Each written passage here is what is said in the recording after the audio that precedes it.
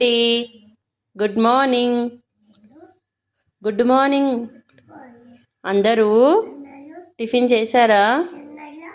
నేను ఇప్పుడే fresh up అయ్యి ఇడ్లీ తింటున్నాను. నాకు చాలా ఇష్టం. ఏమేమి తింటున్నావు చిన్నాన్న?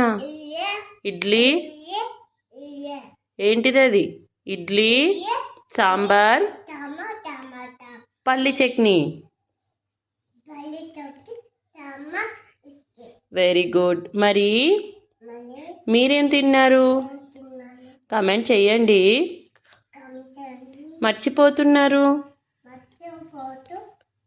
నేను మళ్ళీ లంచ్లో కలుస్తాను.